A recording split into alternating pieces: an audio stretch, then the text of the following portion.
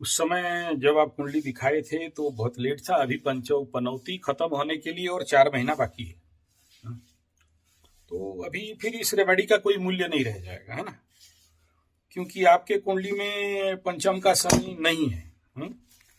केवल गोचर का पंचम शनि, उसको रेस्ट्रिक्ट करने के लिए मैं बोला था।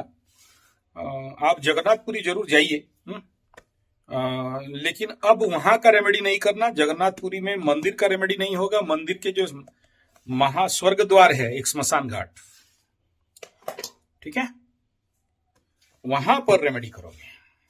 अब ये पंचम का करने से 4 महीना है, पंचम का करने से क्या होने वाला है? कोई मतलब का नहीं है, जस्ट वेस्ट ऑफ मनी। आप ऐसे जाओ, दर्शन करो, भोग खाओ, लेकिन आपको जो रेमेडी दे रहा हूं वो लाइफ का परमानेंट रेमेडी दे रहा हूं। अभी सुनो, क्योंकि कुंडली में आपके पास यहाँ your Shani is in 8th house from your लग्न। तो ऐसे कंडीशन में आपको क्या करना है, इसको वो रेमेडी आपको पूरा परमानेंट वाला दे रहा हूं। पुरी का महाश्मशान में जाना है, और फॉर योर इकोनॉमिकल क्राइसिस, अगर ऐसे तो आप जाओगे तो पंडित लोग बढ़िया से लूटेगा। आप इतना करना है कि 1 रुपीज 8 कॉइन स्मशान घाट के बाहर। कौन सा स्मशान घाट? पुरी का स्मशान घाट। हाँ, उसको बोलते हैं स्वर्ग द्वार। और उसका मेन गेट एक है और एक बैक गेट है, ठीक है ना। पीछे का आप अगर समंदर से होते हुए घुसोगे और एक समंदर से साइड होते हुए घुसोगे। कभी गए हो पुरी? गए हो? नहीं गए हो? ठीक है, तो फिर 1 रुपीज कॉइन, 8 रुपया शनि, 8 बनता है। आप अपने शरीर से 8 बार सर में उल्टा घुमाओगे। उसका उस स्मशान घाट का गेट में तेल का एक दिया जलाओगे मां स्मशान काली के नाम पे, और फिर 8 कॉइन वहां पर मां काली आपको समर्पण कर रहे हैं, बोलना है, फेंकना नहीं है। ये इकोनॉमिकल क्राइसिस एंड नौकरी के मैटर के लिए, क्योंकि अष्टम स्थान में कोई भी ग्रह हो तो जिंदगी में बाधा तो करता है। तो यहां पर जब 3 ग्रह बैठे हैं तो बाधा तो करेंगे, स्वाभाविक बात है। तो उसका काट के लिए ये करना है। प्लस एक और चीज जिसका नाम मैं, ये करोगे तो कोशिश करना कि रात को करोगे, ठीक है। हाँ, वो तो स्मशान घाट एटीएम है, एनी टाइम डेड बॉडी, ठीक है। वो हमेशा आग जलते रहता है, इसमें ओवरहिट होने का कोई बात नहीं। रात को 12 बजे के बाद मां स्मशान काली के नाम पे, अच्छा, उसके सामने, उसके अंदर एक स्मशान काली का मंदिर भी है, ठीक है। तो आपसे जो भी बन पड़े, सिंदूर, चंदन, फूल, धूप, दीप, जो भी वो वहां का आसपास कोई पंडित रहेगा, उसको बोल के उसको उधर मंदिर में दे देना है, ठीक है। अगर मंदिर अंदर नहीं छोड़ेगा तो बाहर भी रख सकते हो, ऐसा जरूरी नहीं पूजा करना है बोल।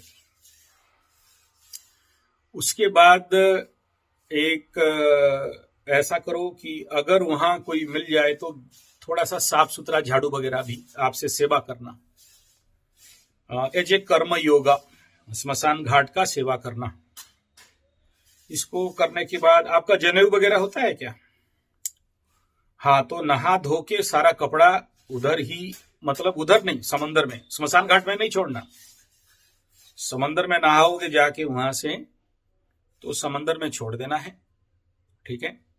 और फिर गंगा जल वगैरह होगा या जो भी आपका शुद्धिकरण है वो करके फिर अपना जनरल काम कर सकते हैं।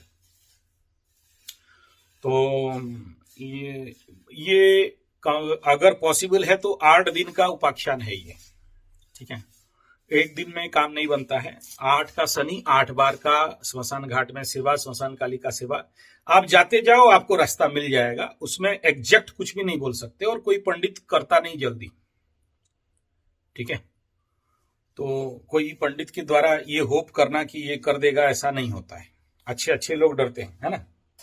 लेकिन अगर आपका किस्मत है तो आप कर लोगे, और ये जिंदगी भर के लिए अष्टम शनि का पीड़ा दूर हो जाएगा। बाधा वहां से नहीं देगा। अगर शनि बाबा वहां प्रसन्न हो गए, स्मशान अष्टम का शनि को स्मशान शनि बोलते हैं, कोई कोई स्मशान काली बोलते हैं। तो अगर दया हो गया 8 दिन में तो जाओगे, तो ऐसा नहीं कि गए और भोग खाया और भागा। ऐसे करने से फिर कोई जाने का मतलब नहीं है पूरी में। हाँ, जाते हो तो पूरा 8 दिन तीर्थाटन करोगे, भोगोगे वहां बैठ के 8 दिन तक भगवान जगन्नाथ जी का प्रसाद। अब वहां गए और बाहर जाके मांस मछली अंडा खाओ, दारू पियो, तो वो कोई मतलब का नहीं होता है पूरी में जाके। तो आपको ये कोशिश करना है कि सारा भोजन वहीं का करना है, मंदिर का खाना है, मंदिर में मैक्सिमम टाइम मंदिर में रहना है, जगन्नाथ जी मंदिर में। और उसका स्मशान घाट 8 दिन रात को जाना है, या फिर अर्ली इन द मॉर्निंग 5 बजे, जो आपको सुइटेबल लगे। रात को जाना बेहतर है। थोड़ा डर लगेगा, लेकिन डरने का कोई आवश्यकता नहीं है।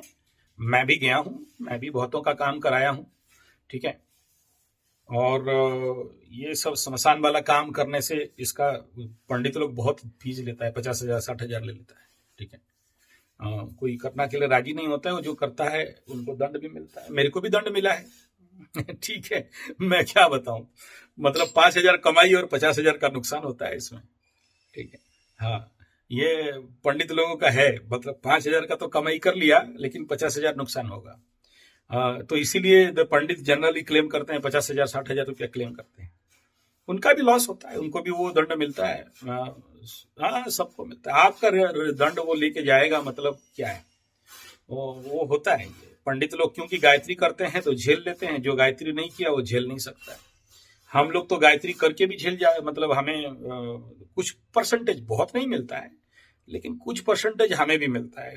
करीब करीब 1 महीना 1.5 महीना तक हमारा भी काम ब्लॉक हो जाता है, ठीक है। और जैसे कैंसर वालों का हवन यज्ञ करते हैं, रुद्राभिषेक करते हैं, मेरा गुरुजी बोलते हैं 7 दिन से लेके 14 दिन तक तो वो दर्द मुझे मिलता है, वो बोलते हैं, है ना। तो कैंसर वगैरह का हवन वगैरह ये किसी का होता है तो सहजता से पंडित राजी नहीं होता है, और पंडित राजी होता है तो वो लोग क्लेम करते हैं 50-60,000 लाख रुपया तक भी लेते हैं। क्या करें, उसको भुगतना है 7 दिन। आप सोचो उतना लॉस करेगा, तो वो क्लेम करता है। तो मैं कहूंगा कि भाई आप अपना कर लो, कोई इसमें मंत्र तंत्र का कोई विषय नहीं है। It is simple, you know, it is like कि आप अपने हाथ से करना है। मैं एक कॉल बात कर रहा हूँ, उसके बाद आपसे बात कर रहा हूँ, है ना। नहीं, आपको नहीं बोल रहा हूँ, यहाँ जो कॉल आया उनको बोल रहा हूँ। हाँ madam ji, I will talk to you after some time. हाँ, okay, please wait for 10 minute, then I will talk to you. हाँ, तो क्लियर हो गया आंसर। तो ये करना है 8 दिन तक, ठीक है। और जितना ज्यादा वासुदेव मंत्र का जाप करोगे, ये जो अष्टम का पितृदोष है ना, तो इतना ज्यादा वहां पर वासुदेव का मंत्र करोगे। और इफ पॉसिबल, मैं एक और बात बता दूं, जो संतान वाला जो प्रॉब्लम में चल रहे हो, बाल गोपाल का अगर वहां कोई पंडित मिल जाए, वहां एक छोटा सा बाल गोपाल मंदिर भी है, अगर वो पंडित को गुरु बना सकते हो, पता नहीं एक्सेप्ट करेगा नहीं करेगा। और से बाल गोपाल का यह मंत्र दीक्षा अगर मिल जाए तो पूरी में पंडित लोग होते हैं, गुरु बनाते हैं, है ना। अगर कोई ऐसा मिल जाए तो ठीक है ना, और नहीं मिला तो बाल गोपाल का एक छोटा सा मूर्ति ले आना अंगुष्ठ प्रमाणे, और बाल गोपाल का मंत्र करके बाल गोपाल का सहस्र नाम पूजा। अगर आपके पास पैसा है तो वहां पंडित पकड़ने से 1,000 2,000 5,000 के अंदर पूजा कर देता है, बाल गोपाल सहस्र नाम, ठीक है। अगर वहां नहीं हुआ तो फिर आप जब मेरे पास आओगे तो वहां यहाँ करवा देंगे, ठीक है। अगर वहां हो गया तो ठीक है, बेटर है। तो बाल गोपाल सहस्र नाम का वहां करोगे, और उसका मंत्र दीक्षा लेके दोनों हस्बैंड वाइफ दोनों जाप करोगे। लेकिन याद रखना, अष्टम का शनि होने के कारण, अष्टम स्थान में पितृदोष का मतलब परिस्थिति होने के कारण, it is not like that, लेकिन आपको सिंपल भाषा में समझाने के लिए बोल रहा हूं। तो यहां संतान देने का काम संतान काली एक है। मेरे पास उड़िया में है, it is not available in Hindi and Sanskrit, मतलब उड़िया संस्कृत में है। अगर मिला तो मैं आपको कोशिश करूंगा, आप जब आओगे तो देने के लिए। उसमें उसको संध्या काली भी बोलते हैं। हाँ, किसी का भी अष्टम ग्रह, अष्टम का शनि होने से संतान में बाधा देता है, संतान पीड़ा देता है। तो देखो दोनों का अष्टम में शनि हो गया है, हस्बैंड वाइफ दोनों का हो गया है, तो अष्टम का शनि पंचम को देखेगा तो पंचम से विच्छेद करवाएगा, है ना। तो फिर वो बाल गोपाल के साथ देखो वही क्लीम काली है और वही क्लीम कृष्ण है, दोनों का एक ही बीज है ना। तो अगर इफ यू आर संतान इंटरेस्टेड फॉर द चिल्ड्रन, बच्चा चाहते हो, तो संध्या काली और बाल मतलब वो बाल गोपाल मतलब संतान काली एक अलग है, जिसको वज्र काली भी बोलते हैं, संतान का। और ये जो सेम काली है, इट इज बिलोंग्स टू वज्र काली, संतान काली, संध्या काली। ये खास पर ये काली बच्चों का समस्या दूर करने के लिए होता है, और उनका बहुत लंबा स्तोत्र है, मतलब संध्या में अगर बैठते हो नया आदमी के लिए करीब 20 मिनट लगता है। हम लोग प्रैक्टिशनर हैं तो हमको भी 9 मिनट लग जाता है उसको एक स्तोत्र को पाठ करने के लिए, है ना। तो वो अगर किसी का बहुत ज्यादा बाधा है तो वो काली माँ 100% बच्चा संतान देने में बहुत सक्षम होता है, ठीक है। तीसरा जो आपका समस्या ये कह रहे हो कि नौकरी होने से बच्चा पैदा करेंगे या भी नहीं करेंगे, इट इज 100% रॉन्ग कॉन्सेप्ट, है ना। क्यों रॉन्ग कॉन्सेप्ट है बता दे रहा हूं, देख लो। कभी कभार पकड़ लो, देखो आप दोनों का कुंडली में अष्टम का शनि है, अष्टम का कंटक शनि है ना। तो आपका दोनों का कुंडली इस मामले में तो बेड़ा गर्द है, लेकिन जब संतान आ जाएगा, संतान का शुभ कुंडली हो गया, तो कभी कभार संतान भाग्य खोलने के लिए भी आता है। घर में पकड़ लो पनौती दोष चल रहा है और संतान आ गया, तो समझ लो कि आप भाग्य खुल के नया एक परिवर्तन और नया एक समाधान देता है। इसलिए संतान में डिले नहीं करना। 2 चीज में कभी डिले नहीं करना चाहिए, एक है शादी में, दूसरा है संतान में। क्योंकि जितना ज्यादा डिले करोगे बुढ़ापे में उतना ज्यादा पछताओगे। दूसरा सोचो कि आपका जो धर्मपत्नी है उनका जो फर्टिलिटी रेट है, उनका जो आपका जो फर्टिलिटी रेट है, जो सीमेंस काउंट है उसमें रहता है ना, जैसे जैसे उम्र बढ़ेगा उनका काउंट घटेगा। अच्छा, दोनों तो अगड़ू पहलवान हो, एक का राहु शुक्र, एक का मंगल शुक्र, ठीक है। दोनों कामराज, कामदाताय विद्महे, ठीक है, स्वकामाय धीमहि तन्नो शुक्र प्रचोदयात्। तो दोनों का शुक्र, तो एक का मंगल के साथ, एक राहु के साथ। तो मैं समझ रहा हूं क्या नौटंकी करते रहोगे, ठीक है। तो ऐसे कंडीशन में यू डिस्ट्रॉय योर सीमेंस, तो don't destroy it, utilize in right manner. Late करने का कोई कारण नहीं है, ठीक है। और हाँ, अभी नहीं करना, और 4 महीना के बाद का प्लानिंग करो। अभी तो राहु और शनि मिलने वाले हैं, तो जब तक राहु शनि मिल रहे हैं, जब तक मिल के कम से कम 15 डिग्री अपार्ट नहीं होते हैं, तो करीब करीब अगला साल 2025 सितंबर अक्टूबर के बाद उसके बाद चिल्ड्रंस का प्लानिंग करो। उससे पहले बच्चा का प्लानिंग एकदम नहीं करना, ठीक है। क्योंकि अगर क्लियर लिए तो जो तो आपका बीबी का हालत है, आपका बीबी का जो हालत है, चंद्र राहु शुक्र श्रापित दोष बना के जो कुंडली में बैठा है, एग्जैक्टली फिर से वही धंधा हो जाएगा, फिर लेने का देने पड़ जाएंगे, ठीक है। खराब नहीं है, पैसा बहुत रहता है, लेकिन लाइफ का जो प्रॉब्लमेबल फैक्टर रहता है वो बहुत ज्यादा ऐसे शनि राहु वालों का जिंदगी में देखा गया है। अलग अलग किसका क्या होता है, वो अलग अलग क्या उसका गुणगान करेंगे, बहुत सा वीडियो दे चुका हूं उसके ऊपर, तो और बोलने का जरूरत नहीं है। तो this is your answer. What more, next question is what.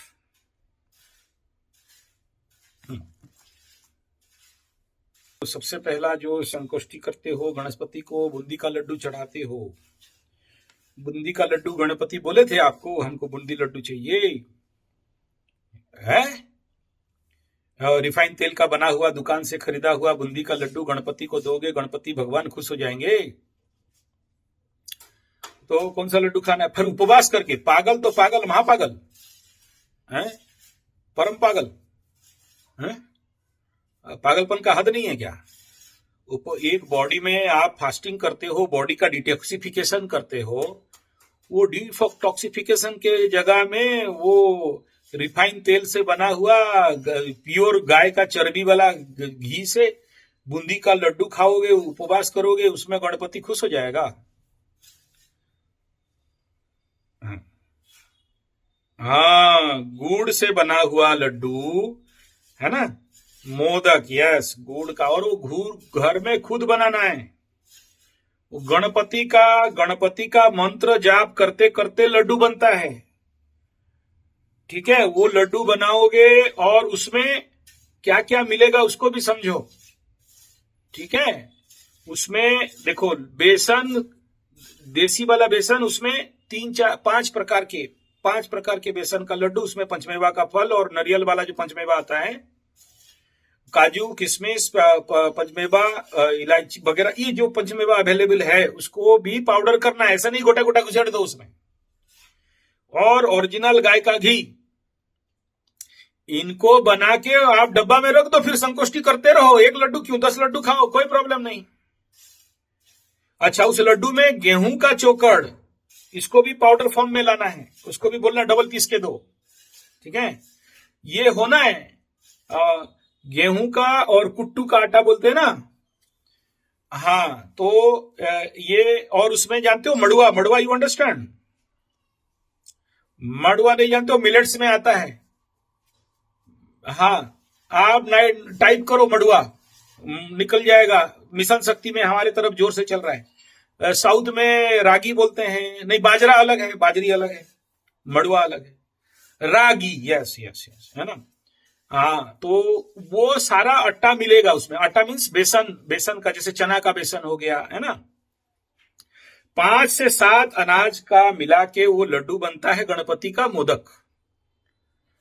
ठीक है, और उसमें पंचमेवा, उसमें गाय का घी, और उसको शुद्ध पुत्र स्नान में बनाना पड़ता है, तभी गणपति को लड्डू चढ़ता है ना। और जब लड्डू चढ़ाते हो तो दूबा का घास, दुर्बा घास, ग्रीन ग्रास, हाँ, उसके साथ आप ऐसा करो, गणपति अथर्वशीर्ष पाठ करते हो? क्या लिखा है लास्ट में बताओ? गणपति अथर्वशीर्ष कला, यही है ना। कितना मोदक दोगे तो क्या क्या प्राप्ति होगा उसमें बताया गया ना। हाँ, तो वो मोदक बना के दोगे तभी जाके आपको आपका उपवास का फल मिलेगा। बूंदी का लड्डू से कुछ नहीं होने वाला है। ठीक है, और अगर ये सब नहीं बना पाते हो तो सिंपल फॉर्मूला बता दे रहा हूं, सुनो। आटा ले लो, आटा में थोड़ा सा चोकड़ मिलाओ, आटा को थोड़ा सा भून दो, थोड़ा सा ब्राउन पन आ जाएगा, उसमें गुड़ मिला देना है, लौंग मिला देना है, इलायची मिला देना है, और काजू किशमिश जो भी आपके पास अवेलेबल है उसको, अगर देसी गाय का दूध मिला ठीक, नहीं मिला तो पानी में मिला देना है, और थोड़ा सा गाय घी में उसको भूनना है, और वो क्या बन जाएगा, आटा का हलवा। हलवा बन गया तो फिर लड्डू बन गया। थोड़ा सा अगर देसी कपूर मिला तो ठीक, नहीं तो केमिकल वाला कपूर नहीं मिलाना है। तो इसको इस प्रकार का सहज वाला ये मोदक बनता है, उसको आप दे सकते। इसको भी खाने से साइड इफेक्ट नहीं रहेगा, और आपका उपवास, मतलब जो ये केमिकल खा के जो आपका उपवास बिगड़ जा रहा है वो नहीं बिगड़ेगा। Concept clear? उसका दोष नहीं लगेगा। नहीं तो ऐसे खाने से उपवास किया और उपवास की जगह में, पुण्य मिलने की जगह में पाप कमा के पॉकेट में भर लिए। ठीक है, अच्छा, नेक्स्ट है आपका एकादशी। हाँ भाई, चलो, एकादशी में क्या पागलपन करते हो बोलो?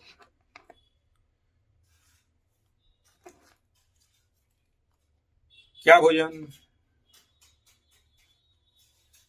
दलिया खाते हो? ठीक है।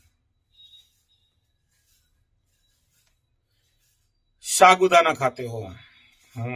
वाह, बढ़िया, बहुत ज्ञानी, बहुत ज्ञानी। थोड़ा सा चरण का धूल भेजो, माथा में तिलक लगाएंगे, हैं? ठीक है।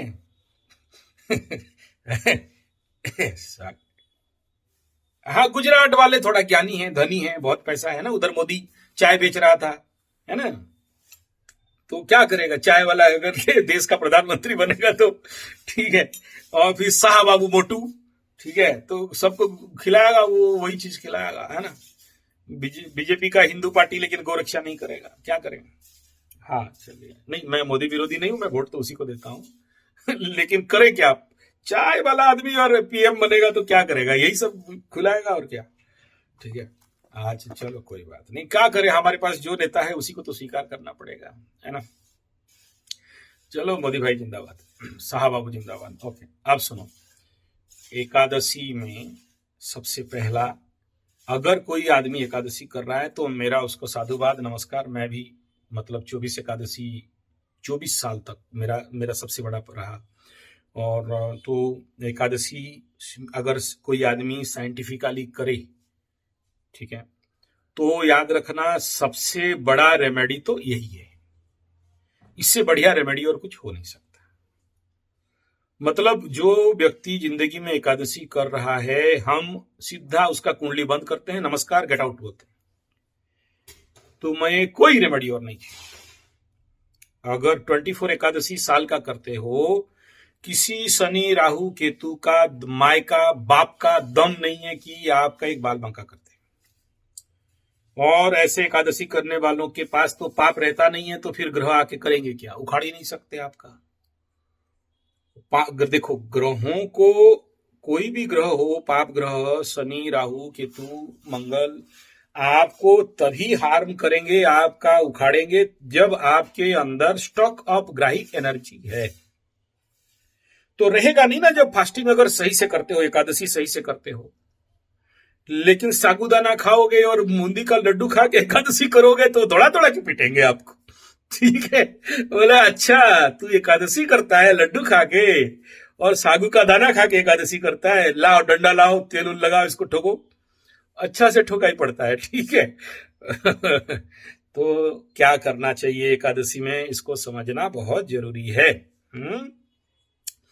हमारे पुरी जगन्नाथ जी के ठीक मंदिर के पीछे देख भाई, एकादशी करने वाली, हाँ मकुरी बता दे रहा हूं, पक्का जाना है, एकादशी माता का दर्शन करके आना। ठीक मंदिर के पीछे छोटा सा 1.5 हाथ का मंदिर है, 1.5 फुट का मंदिर है ना। हाँ, वहां जाके जरूर माता रानी को प्रणाम करना। और पुरी में एकादशी नहीं चलता, एकादशी के दिन में भी अन्न खाते हैं। जगन्नाथ भगवान का ऑर्डर था, एकादशी में भी आपको अन्न खाना है, ठीक है। आगे बताता हूं आपको। एकादशी के दिन में सबसे पहला बेस्ट है कि एकादशी के पहले दिन से आपको उपवास रहना पड़ता है। अगला दिन शाम से आपको उपवास रहना है, केवल और केवल टॉप लेवल का होता है पानी में। लेकिन याद रखना, अगर आप कल अगर कॉन्सिप करते हो तो एकादशी छोड़ना पड़ेगा, फलहार में रहना पड़ेगा, बाकी सब खा सकते हो, एकादशी कर सकते हो। मैं ये एकादशी आपके कुंडली को देखते, मद्देनजर रखते हुए बोल रहा हूं। ये एकादशी पहला दिन रात से करना है, ज्यादातर जल में रहोगे। दूसरा, the best and top best होता है नींबू पानी में रहना है, ठीक है। अच्छा, नींबू पानी भी 1/4 का करना है, और वो नींबू पानी बना के रखोगे नहीं, तुरंत बनाओगे तुरंत पियोगे, ठीक है। दूसरा बिंदु यह है कि अगर बहुत भूख लगे तो देसी फल का सलाद, यू अंडरस्टैंड, देसी फल का सलाद। ठेला में एक तो हाइब्रिड वाला आता है, इतना बड़ा बड़ा फल, एप्पल, संतरा और कस्टर्ड एप्पल, उसको मर भी जाओ छूना नहीं, उससे बड़ा जहर तो कुछ नहीं है,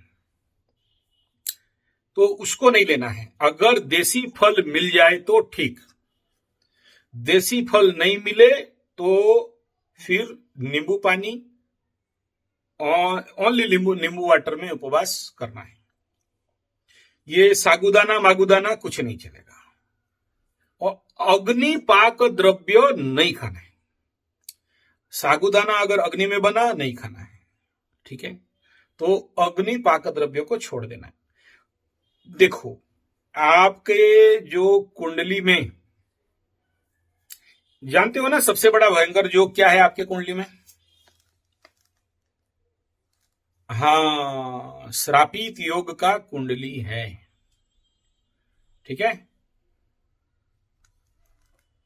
नहीं, वो तो देखो, कोई अगर एक दोष जो सबसे बड़ा भारी रहता है ना, मूल कुंडली में तो बहुत सारे दोष निकालेंगे, तो हम ज्योतिष तो बैठे हैं दोष निकालने के लिए। हाँ, निकाल लेंगे 8-10 दोष, फिर बोलेंगे आओ पूजा वूजा करो, पैसा ऐसा हो, ठीक है ना। हाँ, तो उसको ऐसे नहीं देखते हैं, देखते हैं कि भाई मूल में क्या है। मूल मतलब जिस दोष के कारण बाकी रोग हो रहा है, मूल मतलब जड़, the root cause of your problem in the life. ऐसे तो कुंडली में हम निकालने लगे तो 200-300 दोष तो निकाल देंगे, क्या प्रॉब्लम है। 1.5-2 लाख तो सूत्र है, उसमें से तो दोष कहीं ना कहीं से निकलेगा ही। हाँ, ऐसे नहीं, जो दोष सबसे मूल में है, यानी एक बीज, एक जड़, एक चेर, जहां से इतना बड़ा डाल निकला है, द मेजर दुर्योग ऑफ योर कुंडली। अच्छा, मेजर क्यों हुआ, वो फल है, जड़ कहीं और है। तो वो जो जड़ है उसको अगर निवारण करते हो तो वहां का जो बड़ा वाला फल दिखाई दे रहा है, श्रापित योग, पितृदोष, गधा दोष, घोड़ा दोष, भेड़ दोष, बकरा दोष, दोषा का दोष, वो सारा कोई मतलब नहीं होता है। और बेस्ट एस्ट्रोलॉजी वही है जो उस मूल दोष को समझ जाए। पेड़ मूल में छोटा सा होता है और डाली और टहनी बहुत बड़े बड़े होते हैं, और डाली टहनी काटोगे ना तो जिंदगी भर काटते ही रह जाओगे, लेकिन कभी वो पेड़ खत्म नहीं होगा। लेकिन जड़ को उखाड़ दोगे, जड़ में थोड़ा सा नमक डाल दोगे, पेड़ खत्म, दोष वोष मोस वोस कहां भाग गया, हिसाब नहीं है। ठीक है, तो दैट इज व्हाट, वो मैं बता रहा हूं।